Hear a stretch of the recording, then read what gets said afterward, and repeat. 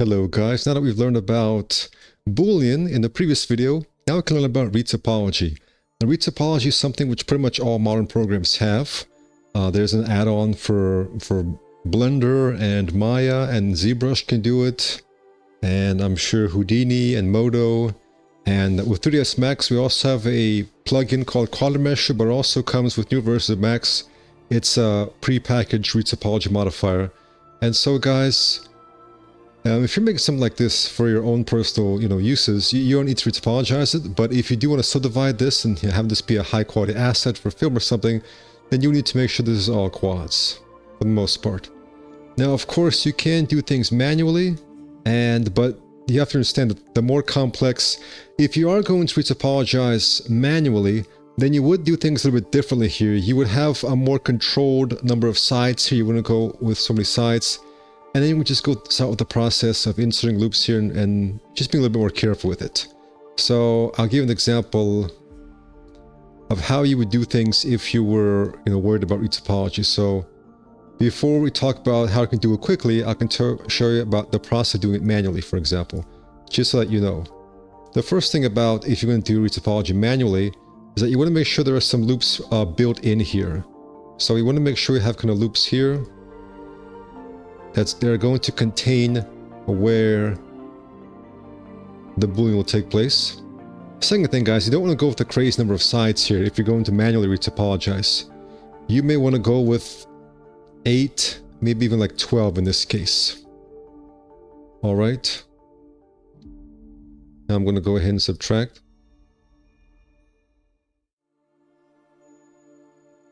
Alright, so now it becomes much more simple to retopologize this.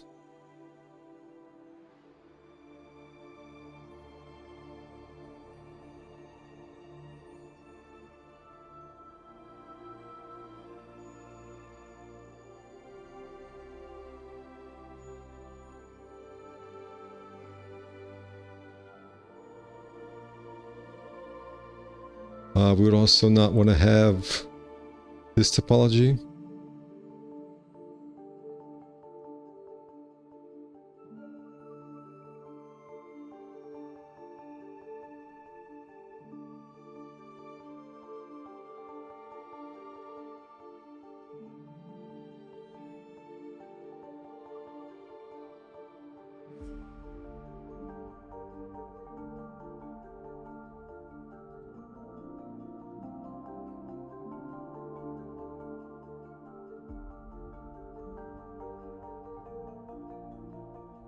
Alright guys, we'll go something like that.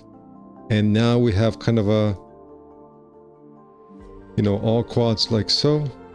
You can also go into here, you can go into selection and click on non-quads. Because nothing shows up, everything here is quads. And then you can kind of fix up a few things here. For example, just kind of modify something like this just to be more even topology like so. So guys, this is how you would do things if you're going to manually topologize it. And there are situations when you want to manually topologize something because you have more control over the topology if you just choose to do it yourself. So there are still good reasons why you want to do it manually in various situations to get that more professional control of your topology. If you guys are enjoying this video, be sure to check out the description where I have links to more advanced courses such as on sci-fi design, futuristic vehicles, furniture, and more comprehensive advanced courses. But in many situations, guys, it is a good idea just to let it happen automatically.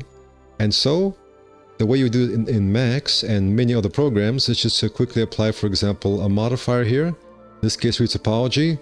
We're going to use all default settings. And another thing, guys, about Boolean that I did not really tell you is that you can't really subdivide after Boolean. So if you go ahead and subdivide here, you're going to get this happening here. What you can do, and a kind of a popular workflow in Blender that's developed recently, is to just kind of use a chamfer modifier on top. Or you can perhaps use what's known as a render time chamfer, and that is when you apply kind of a visual trick to make these sharp edges look very smooth at render time. But you can also apply kind of a chamfer modifier, or I guess bevel in Blender. That's what it's called. And if you kind of control this nicely and maybe fix up in a few areas, you will kind of get a nice little result at render time, but you will have to be very small, of course, because you won't go too much. But that will allow you to go from this to that. But you can also just do it with the render trick on your materials here. And of course, different programs have different kind of tricks you can do, but you pretty much go from this to that. But if you do want to subdivide this, you can just go ahead and pop on the Retopology modifier. Just click on compute, and within seconds you will have a fully, ready to go mesh.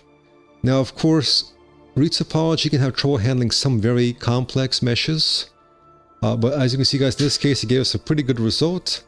In which case, I would not really work with support loops, even though you still can, because a lot of times with Retopology modifier, it is actually still good enough to use support loops. But what I would do is apply crease set, and then select appropriate edges here. Let me increase this, and then I create a set,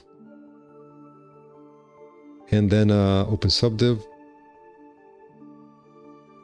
And as you can see, guys, you now get a fully subdivided result and kind of a mesh that's ready to go for, cinematic pieces or things like that.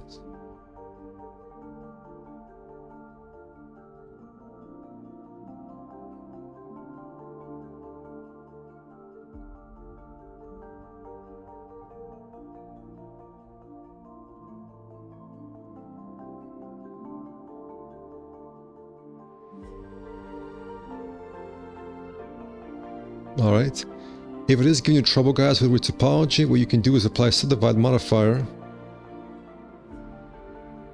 something like variable curvature, and then Retopology should work better.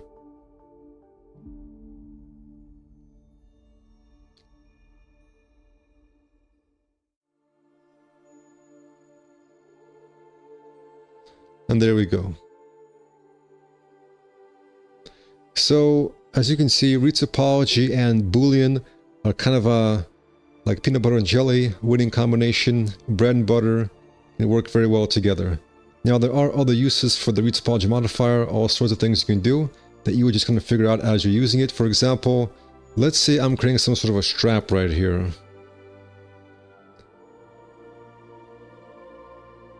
Alright, let's say I create a strap here, and then let's say create, 1, 2, 3, 4.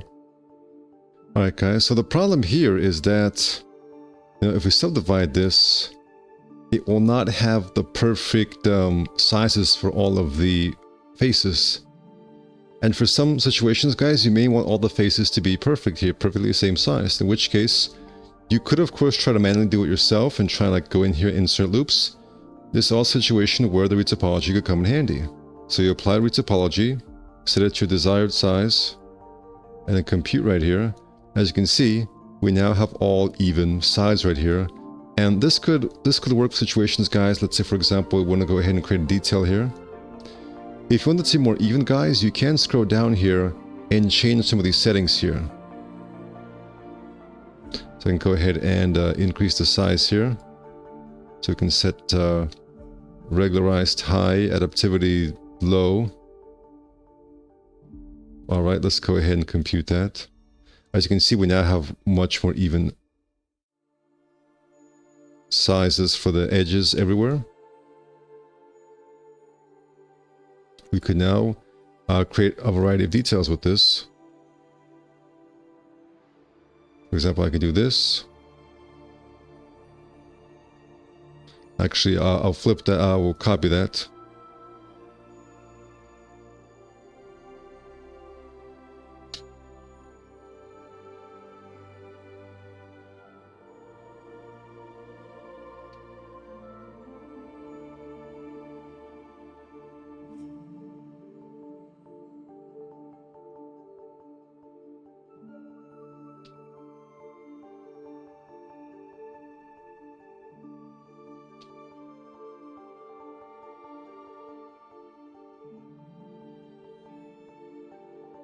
So just like that, guys, you can use Retopology for a variety of interesting effects.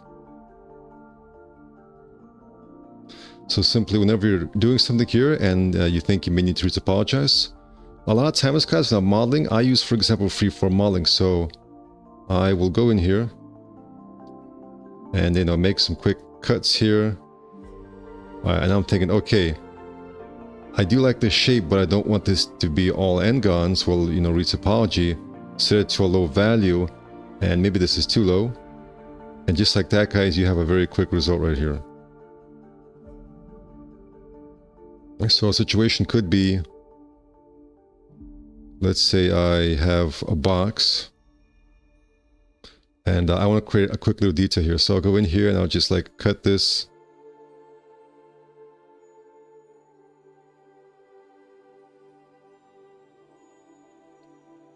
Select, and then let's say detach. I'll delete the edit palette modifier here. And now I'm thinking, okay, well, I like the shape here, but now I have to go in here and fix the topology. Well, not so with retopology. Boom, we got this, maybe higher. All right. And just like that, guys, I'm able to shell this.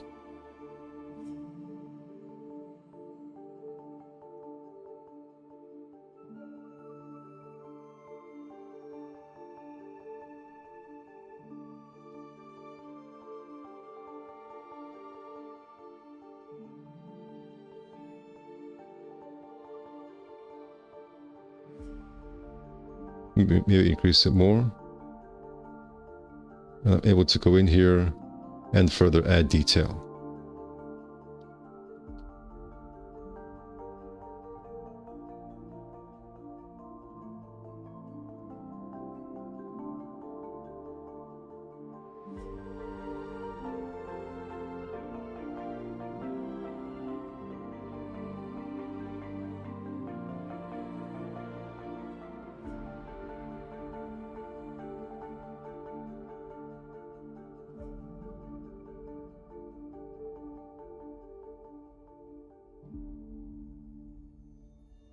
Alright guys, so that is just a few uses of the Retopology modifier. Just as you keep on using it, you will find more and more uses. I mean, it's also very useful for organic modeling as well. So for example, let's say you want to make like some sort of quick foot or hand here.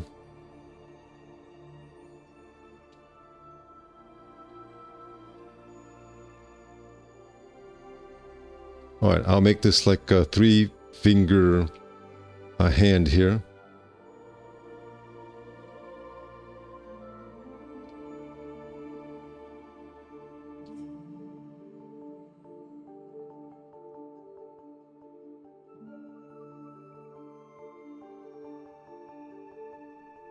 Alright, let's see, I get this one here as well.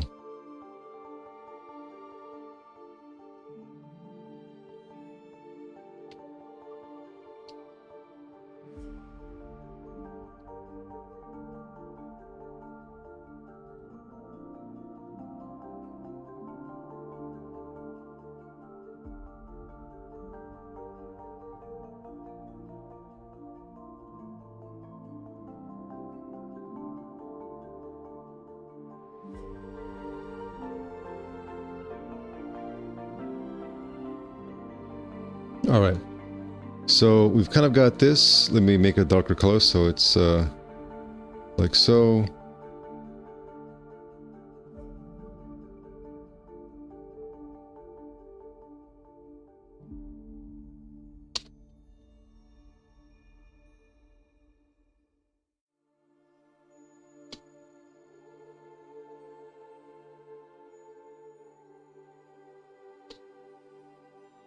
All right, and now go ahead and relax.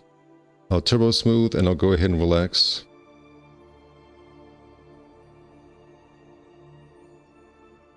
All right, so we kind of got this, kind of got some bad topology here, but then we can retopologize this.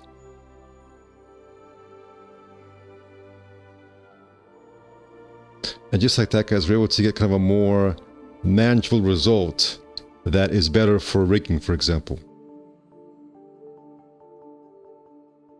So a lot of good uses, guys, for topology. Thank you for watching and take care.